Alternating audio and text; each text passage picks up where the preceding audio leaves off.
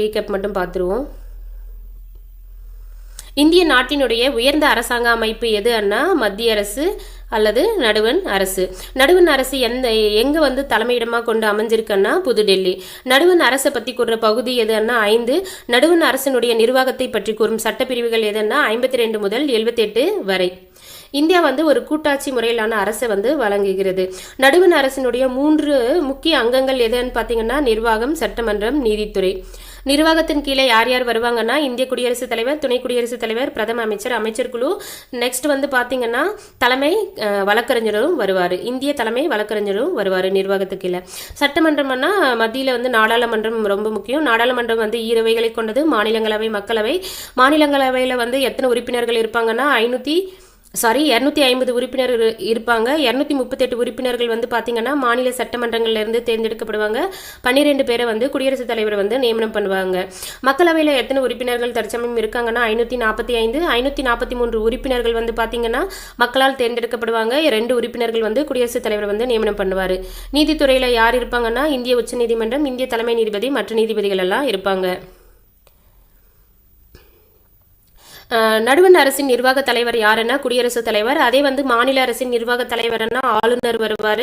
மாநில அரசின் பெயரளவு தலைவர்னா ஆளுநர். அதே போல் மத்தியில் என்னும்போது நிர்வாக தலைவர் குடியரசுத் தலைவர், பெயரளவு அதிகாரம் பெற்றவர் பெயரளவு தலைவர் அப்படின்னு சொன்னால் குடியரசுத் தலைவர். இந்தியாவின் முதல் குடிமகன் யாருன்னா குடியரசுத் தலைவர். முப்படைகளின் தலைமை தளபதியாக முன்னாடி வந்து குடியரசுத் தலைவர் வந்து சொல்லுவாங்க.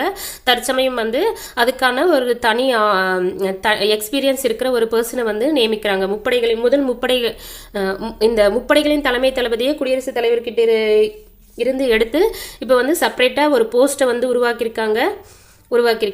சட்டப்பிரிவு 53 எதை பற்றி கூறுது அப்படின்னு பார்த்தீங்கன்னா குடியரசுத் தலைவர் அவருடைய பணிகளை அவரே நேரடியாக செய்யலாம், இல்லைன்னா அவருக்கு கீழே இருக்கிற அதிகாரங்கள் மூலமா அவருடைய பணிகளை செயல்படுத்தலாம். தேர்தலில் போட்டியிடுவதற்கான தகுதிகள் என்ன குடியரசுத் தலைவருக்குன்னா அவர் இந்திய குடிமகனாக இருக்கணும், 35 வயது பூர்த்தி அடைஞ்சிருக்கணும், அவர் வந்து அரசு சம்பந்தமாக எந்த ஒரு சேலரி பெற பதவியிலையும் இருக்கக்கூடாது. அது மட்டும் இல்லாமல் குடியரசுத் தலைவர் மக்களவை உறுப்பினர் ஆவதற்கான தகுதிகளை வந்து பெற்றிருக்க வேண்டும். குடியரசுத் தலைவர் சப்போஸ் ஒருவேளை அவர் வந்து ஏதோ ஒரு கவர்மெண்ட் போஸ்ட்டில் இருக்கார், எம்பியாக இருக்கார், இல்லைன்னா எம்எல்ஏவாக இருக்கார், ஏதோ ஒரு பதவியில் இருக்காருன்னா அவர் வந்து குடியரசுத் தலைவர் பதவி ஏற்கும்போது அந்த ஆல்ரெடி அவர் வகுத்துட்டு இருந்த பதவி வந்து காலியானதாக கருதப்படும். குடியரசுத் தலைவருடைய அலுவலகம் எங்கே இருக்குன்னா புதுடெல்லி ராஷ்டிரபதி பவனில் வந்து இருக்குது. அது மட்டும் இல்லாமல் மேலும் 2 இடங்கள்ல இருக்குது. அது என்னென்ன இடங்கள்னா வடக்கே இருக்கிற சிம்லாவில் உள்ள ரீட்ரீட் கட்டிடம், ஹைதராபாத்தில் இருக்கிற ராஷ்டிரபதி நிலையம். இதில் இந்த 2 அலுவலகத்துக்கும் ஆண்டிற்கு ஒரு வாட்டி போய் அவருடைய பணிகளை வந்து அதாவது வருடத்திற்கு ஒரு முறை வந்து அங்கே சென்று அவருடைய பணிகளை வந்து அலுவலக பணிகள் எல்லாம் முடிப்பார். மட்டும் பார்த்துருவோம். குடியரசுத் தலைவருக்கான தேர்தலில் வந்து யார் யார் பங்கு பெறுவாங்கன்னா ஈரவைகளில் இருக்கிற தேர்ந்தெடுக்கப்பட்ட உறுப்பினர்களும், மாநிலங்களில் இருக்கிற சட்டப்பேரவையில் தேர்ந்தெடுக்கப்பட்ட உறுப்பினர்களும், புதுச்சேரியில் தேர்ந்தெடுக்கப்பட்ட உறுப்பினர்கள் வந்து குடியரசுத் தலைவர் தேர்தலில் வந்து பங்கு கொள்வாங்க. அதே துணை குடியரசுத் தலைவர் தேர்தலில் யார் பங்கு கொள்வாங்கன்னா ஈரவைகளில் இருக்கிற தேர்ந்தெடுக்கப்பட்ட உறுப்பினர்கள் மட்டும் பங்கு பெறுவாங்க. குடியரசுத் தலைவருக்கு பதவி பிரமாணம் செய்து வைப்பவர் யாருன்னு பார்த்தீங்கன்னா உச்சநீதிமன்ற தலைமை நீதிபதி. இவருடைய பதவிக்காலம் 5 வருஷம். சட்டப்பிரிவு 77 வந்து என்ன சொல்லுதுன்னா மத்திய அரசு மேற்கொள்கிற எல்லா நிர்வாக நடவடிக்கைகளும் குடியரசுத் தலைவருடைய பெயரில் தான் மேற்கொள்ளணும் அப்படின்ட்டு சொல்லுது. ஸோ குடியரசுத் தலைவர் யாரை நியமனம் பண்ணுறாருன்னா பிரதம அமைச்சர் அவருடைய அமைச்சர்களையும், அப்புறமா பிரதம அமைச்சரின் ஆலோசனைப்படி தான் பார்த்தீங்கன்னா ஒவ்வொரு அமைச்சருக்கும் துறைகளெல்லாம் ஒதுக்கீடு செய்கிறாரு. அது மட்டும் இல்லாமல் மாநில ஆளுநர்கள், உச்சநீதிமன்ற, உயர்நீதிமன்ற தலைமை நீதிபதிகள், இதர நீதிபதிகள், இந்திய அரசின் தலைமை வழக்கறிஞர், தலைமை கணக்கு தணிக்கையாளர், இந்திய தேர்தல் ஆணையர் மற்றும் 2 தேர்தல் ஆணையர்கள், நடுவண் அரசு பணியாளர் தேர்வாணையத்தின் தலைவர் மற்றும் இதர உறுப்பினர்கள், மற்ற நாடுகளுக்கான தூதர்கள் மற்றும் உயர் ஆணையர்கள் ஆகியோரை குடியரசுத் தலைவர் நியமனம் செய்கிறார். இது ரொம்ப முக்கியங்க. தனித்தனியாகவும் நிறைய வாட்டி கேட்டிருக்காங்க. இந்திய தலைமை தேர்தல் ஆணையரை நியமிப்பவர் யாருன்னு கேட்டால் குடியரசுத் தலைவர். அரசு பணியாளர் தேர்வாணையத்தின் இதர உறுப்பினர்களை, அதாவது தலைவர் அப்படின்னு கேட்டாலும் சரி, இல்லை இதர உறுப்பினர்களை தேர்ந்தெடுப்பவர் யாருன்னு கேட்டாலும் சரி குடியரசுத் தலைவர். தெளிவாக படிச்சுக்கோங்க. ஸோ புதிய கூட்டுத்தொடரை வந்து யார் வந்து உரையாற்றி துவங்கி வைப்பாங்கன்னு பார்த்தீங்கன்னா குடியரசுத் தலைவர். ஒவ்வொரு ஆண்டும் நாடாளுமன்றத்தின் முதல் கூட்டத்தில் யாருடைய உரையுடன் துவங்குகிறதுனா குடியரசுத் தலைவருடைய உரையுடன் துவங்குகிறது. நாடாளுமன்றத்தை ஒரு வருஷத்துக்கு குடியரசுத் தலைவர் எத்தனை முறை கூட்டுவாருன்னா 2 முறை கூட்டுவார்.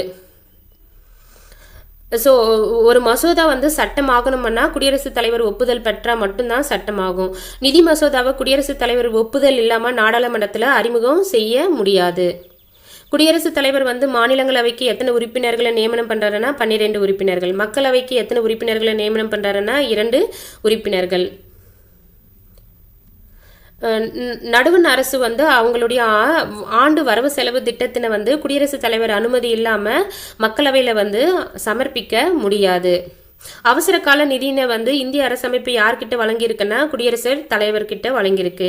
இந்த அவசர கால நிதி அமைப்பு எதிர்பாரா செலவினங்களை மேற்கொள்ளும் அதிகாரம் யார்கிட்ட இருக்குன்னா குடியரசுத் தலைவர்கிட்ட. நிதிக்குழுவினை எத்தனை வருஷத்துக்கு ஒரு வாட்டி குடியரசுத் தலைவர் நியமிப்பாருன்னா 5 வருஷத்துக்கு ஒரு வாட்டி நியமிப்பாரு. குடியரசுத் தலைவர் எந்த சட்டப்பிரிவின் கீழே குற்றவாளிகளுடைய தண்டனையை குறைக்கவோ நீக்கவோ மன்னிக்கவோ செய்வார்னா சட்டப்பிரிவு 72. எந்த சட்டப்பிரிவின் கீழே குடியரசுத் தலைவர் பாதுகாப்பு படையின் தலைமை தளபதியாக விளங்கினார்னு பார்த்தீங்கன்னா 53(2). இந்திய தூதர்களை யார் நியமிப்பாங்கன்னா குடியரசுத் தலைவர் நியமிப்பாங்க. இந்தியாவுக்கான வெளிநாட்டு தூதர்களை வரவேற்பது யாருன்னு பார்த்தீங்கன்னா குடியரசுத் தலைவர். வெளிநாட்டில் நடக்கிற அனைத்து உடன்படிக்கைகளும் ஒப்பந்தங்களையும் யாருடைய பெயரில் நடைபெறும்னா குடியரசுத் தலைவருடைய பெயரில் நடைபெறும்.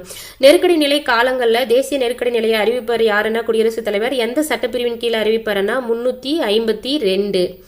மாநில அவசர நிலையை எந்த சட்ட பிரிவின் கீழே குடியரசுத் தலைவர் அறிவிப்பாருன்னா 356. நிதி நெருக்கடியை அறிவிக்கும் அதிகாரம் குடியரசுத் தலைவர்கிட்ட தான் இருக்கு. குடியரசுத் தலைவர் பெற்றிருக்காரு. எந்த சட்ட பிரிவின் கீழே நிதி நெருக்கடி நிலையை அறிவிப்பாருன்னா 360. பஞ்சாப் மற்றும் கேரளா மாநிலங்களில் குடியரசுத் தலைவர் ஆட்சி அதிகபட்சமாக எத்தனை முறை நடைமுறைப்படுத்தியிருக்காங்கன்னு பார்த்தீங்கன்னா 9 முறை. குடியரசுத் தலைவர் பதவி நீக்கம் பண்ணணும்னா எந்த சட்டப்பிரிவின் கீழே பண்ணுவாங்கன்னா சட்டப்பிரிவு 61 கீழே அரசியலமைப்பு மீறிய குற்றத்துக்கு நீக்குவாங்க. இவருடைய பதவிக்காலம் முடிஞ்ச பிறகும் இவர் பதவியில் தொடர முடியுமான்னா ஆமாம் தொடர முடியும். இன்னொரு குடியரசுத் தலைவர் அந்த பதவியில் வர வரைக்கும் இவர் கண்டினியூ பண்ணுவார். அடுத்து துணை குடியரசுத் தலைவர். இதில் இருந்து அடுத்த வீடியோவில் பார்ப்போம். இதில் ஒரே ஒரு இன்ஃபர்மேஷன் என்னன்னா, நம்ம நாட்டினுடைய முதல் குடியரசுத் தலைவர் யாருன்னா டாக்டர் ராஜேந்திர பிரசாத். இதை சொல்ல மறந்துட்டு இதையும் தெரிஞ்சுக்கோங்க. முதல் குடியரசுத் தலைவர் யாருன்னா டாக்டர் ராஜேந்திர பிரசாத். இதோட இந்த வீடியோ முடியுது. துணை குடியரசுத் தலைவர் அடுத்த பார்ட் 2 வீடியோவில் பார்ப்போம். இந்த வீடியோ பிடிச்சிருந்தா லைக் பண்ணுங்கள், ஷேர் பண்ணுங்கள். Thank you so much.